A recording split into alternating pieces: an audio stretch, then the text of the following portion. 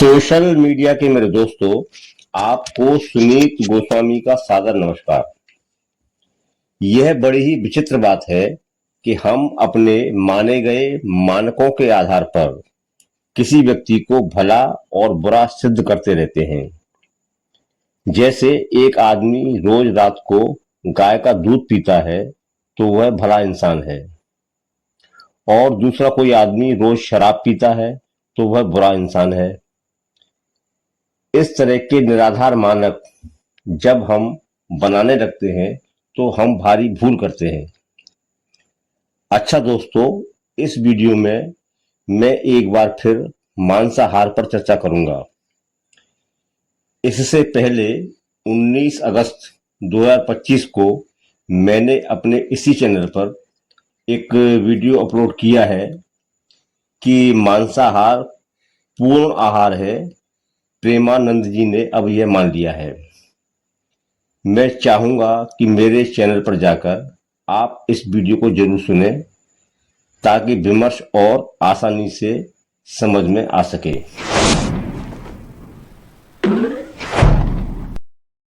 अब आहार के संदर्भ में जो मेरी चर्चा है वो तो आप मेरे इस 19 अगस्त वाली वीडियो में सुन लेंगे।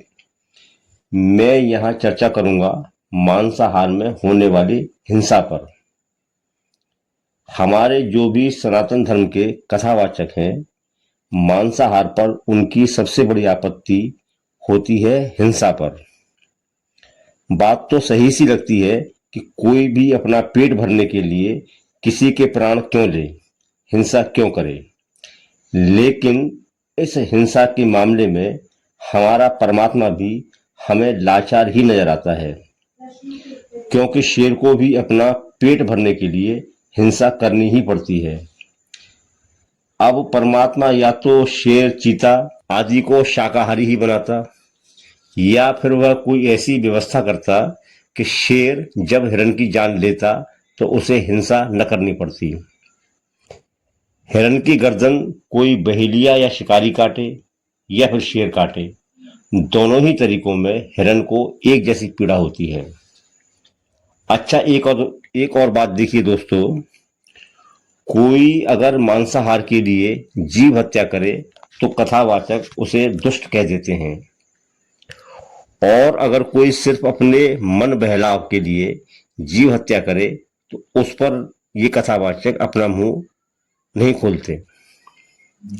राजा दशरथ ने सिर्फ मन बहलाव के लिए हिरण समझकर श्रवण कुमार की हत्या कर दी थी। राम ने भी सोने की खाल पाने के लिए सोने के हिरण मारीच का वध कर दिया था। तुलसी की रामचरितमानस में कथा है कि राजा प्रताप भानु ने जंगल में जाकर अपने शौक मौज के लिए सैकड़ों हिरण मार डाले थे। तुलसी ने प्रताप भानु को क्रूर या हिंसक नहीं बताया, बल्कि एक प्रतापी राजा कहा। हिंसा के इस मुद्दे पर कथावाचक दशरथ और राम की आलोचना भी नहीं करते। सनातन के धार्मिक ग्रंथों में बहुत से प्रसंग हैं जहां मांसाहार के लिए नहीं बल्कि शौक के लिए मासूम जानवरों की हत्याएं की गई हैं। महाभारत के पांडु ने भी हिरण बने किंदम ऋषि की हत्या कर दी थी केवल अपने शौक के लिए। तो जब जीव हत्याएं शौक के लिए की जाती रही हैं और कथावाचक उन्हें सही ठहराते हैं, तो फिर अगर कोई मांसाहार करता है तो वह दुष्ट कैसे हुआ। अच्छा दोस्तों, मैं अपनी बातों पर और आगे बढ़ूं इससे पहले मैं आपको 2-3 वीडियो क्लिप सुनाना चाहता हूं। ये क्लिप खान सर की हैं। गोल्ड मेडल जो गवर्नर सर है, प्रोटोकॉल के हिसाब से राज्य का सबसे बड़ा कौन होता है? गवर्नर होता है। तो गवर्नर सर एक गोल्ड मेडल देते हैं, तो अब बक्सवा बाद में दिया जाता है, ये पहना देते हैं। जब निकलने लगिएगा ना तो एक आदमी बक्सा थमा देता है कि सर रखने टाइम पे बक्सवे में रखिएगा, मतलब तो गंदा हो जाएगा। वहां बक्सा में नहीं दिया जाता है। तो हाँ हाँ हाँ जी, भारी है, गोल्ड मेडल है।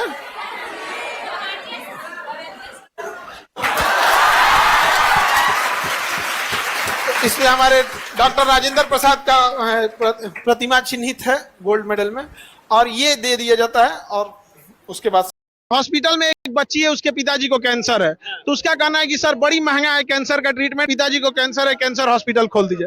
अब हम धर्म संकट में फंस गए कि रक्षाबंधन के दिन बहन का बात नहीं काटा जाता है। अब हम पूरे भारत में भ्रमण पे निकलेंगे, कौन कौन डॉक्टर है जो इसमें हमारा सहयोग करेगा, और हम उसकी बहन की बात को कभी खाली जाने नहीं देंगे। वैसे तो खान सर के बारे में आप सभी जानते हैं, वो काफी चर्चित हैं। वो एक शिक्षक हैं जिन्होंने लाखों गरीब बच्चों के सपनों को पूरा किया है और अभी भी कर रहे हैं। पटना के खान सर ने यूपीएससी, डॉक्टर, इंजीनियर आज की तैयारियों की पढ़ाई बहुत ही सस्ती कर दी है। जहां दूसरे शिक्षा माफिया लाखों की फीस वसूलते हैं, तो वहीं खान सर ने यह फीस 4,000 से 7,000 ही कर दी है। ऑनलाइन तो उनकी फीस शायद 200-300 रुपए ही है। क्योंकि उनके पास स्टूडेंट लाखों की संख्या में हैं, इसलिए उनके पास मामूली फीस लेने के बावजूद करोड़ों की कमाई आती है। खान सर का कहना है कि समाज ने मुझे भर भर कर रुपया दिया है, तो मैं भर भर कर समाज को अब लौटा रहा हूं। वे अब अस्पताल बनवा रहे हैं जहां गरीबों का इलाज मुफ्त या बहुत ही कम पैसों में होगा। मौत भी ना गरीब को ज्यादा तड़पा देती है, मतलब ऊपर वाला भी कभी कभी भेदभाव कर देता है। नवरात्रि के पहले दिन हम लोग ब्लड बैंक की स्थापना कर देंगे, और ये ब्लड बैंक भी हर डिस्ट्रिक्ट में लगा देंगे, और इसको 200 मशीनें लगानी है, हर एक जिला में लगाएंगे। मशीनें कहाँ से आ रही हैं? मैं सुन रही हूँ कि जर्मनी से, जापान से। कि हमको इस हॉस्पिटल से एक भी रुपया नहीं कमाना है, इसको बस रनिंग करना है कि हमेशा ये रनिंग रहे। रिक्शा चलाने वाला भी है ना, वो भी अफोर्ड कर सकता है। मन करता है कि क्या कर दे समाज के लिए, तो अब वो दिन आ गया है। समाज ने भर भर के दिया था, अब समाज को लौटा दे, भर के लौटाने का समय। लौटा दे। यहाँ पर ब्लड बैंक बनवा रहे हैं, केवल 35 रुपए में एक्सरे हो ऐसे सेंटर खुलवा रहे हैं। खान सर समाज के लिए, छात्रों के लिए और भी बहुत से अच्छे अच्छे काम करते ही रहते हैं। अब हमारे यहाँ कोई एक्सरे कराने आएगा, 35 रुपए में करके भेज देंगे। आपको क्या लगता था, बाप हो बाप क्या है क्या नहीं, मैं 35 रुपए करके जाए। हमारा आजकल थोड़ा अपने सीए से डिबेट चल रहा है, सर कुछ पैसा नहीं बचेगा आपको, सब ऊपर वाला चलाएगा। अच्छा दोस्तों, अब मुद्दे की बात पर आते हैं। मैंने वीडियो के पोस्टर पर सवाल उठाया है कि क्या खान सर एक दुष्ट व्यक्ति हैं? आप सभी का जवाब होगा बिल्कुल नहीं। जबकि सारे सनातनी कथावाचकों के हिसाब से अगर हम देखें तो खान सर को दुष्ट इंसान कहना ही चाहिए, क्योंकि वे मांसाहारी भी हैं। वे शाकाहार भी करते हैं और मांसाहार भी। उनकी जो एजुकेशन एकेडमी है, वहाँ 700 लोगों का खाना रोज बनता है। इस खाने में शाकाहार और मांसाहार दोनों होता है। अभी खान सर की शादी हुई तो उन्होंने अपने छात्रों को वीआईपी गेस्ट की तरह दावत पर बुलाया। इस दावत में शाकाहार, मांसाहार दोनों तरह का भोजन था। वेलकम के लिए फूल की व्यवस्था की जाए यहाँ पर। जैसे वीआईपी गेस्ट आते हैं उनके ऊपर फूल छिड़का जाता है, वैसे आज बच्चे आएंगे तो उनके ऊपर फूल माला छिड़का जाएगा। पहली बार हम देखा कि शिक्षकों को कि शादी के बाद इतनी वीआईपी जो मेहमान नवाजी होती है वो देख रहे हैं। तो मेरे बच्चे वीआईपी हैं, हमें खान सर किसने बनाया? हम आपसे अगर किसी से पूछे कि हम एक अदना सा व्यक्ति, एक साधारण व्यक्ति, हमें खान सर हमारे बच्चों ने बनाया, आज हम उन बच्चों को कैसे भूल जाएंगे? उन्हें हम कभी नहीं भूल सकते। चिकन, मछली, मटन सब रखते हैं। जो नॉनवेज वाला है वो नॉनवेज खाएगा, जो वेज वाला है वेज खाएगा। प्लीज इसमें मत बांटिए यहाँ पे। हम वेज बार कोई करें, वेज भी रखा, हम मतलब हम इसकी वजह नहीं बढ़ रहे हैं, लेकिन आपको पता है कि हाँ वो लोग बच्चे हैं जो उनको एनर्जी चाहिए तो खाते हैं। हाँ, अभी इसमें कोई आर्मी की तैयारी कर रहा होगा, कोई पुलिस की तैयारी कर रहा होगा, उनके लिए वेज नॉनवेज ज्यादा पसंद से खाते हैं। तो जिनका जो पसंद है उन्हें हम कैसे रोक सकते हैं? शाही पनीर भी हम देख रहे हैं, शाही पनीर, मशरूम, मटर सब चीजें यहाँ पर। हालांकि देखेंगे तो वेज ही ज्यादा मिलेगा। मतलब देखिए, वेज की तो वैसे भी संख्या ज्यादा ही हो जाती है। नॉनवेज में क्या ही रहता है, मटन, मुर्गा, मछली, अंडा, 4 तो वेज नॉनवेज। उस दिन अपना कमेंट बॉक्स पढ़े थे, लोग कह रहे थे कि खान सर दिल खोल के लुटा रहे हैं अपने स्टूडेंट। स्टूडेंटे से तो खान सर बने हैं, स्टूडेंटे पे लुटा दे तो क्या जाता है यहाँ पर? जैसे जैसे माँ बाप ने हमें बनाया और माँ बाप पे अगर कोई चीज लुटा दिए तो क्या हो गया? कोई दिक्कत नहीं, कोई दिक्कत नहीं। तो हमें माँ बाप ने जन्म दिया, सब कुछ, बच्चों ने हमें क्या बनाया? खान सर को खान।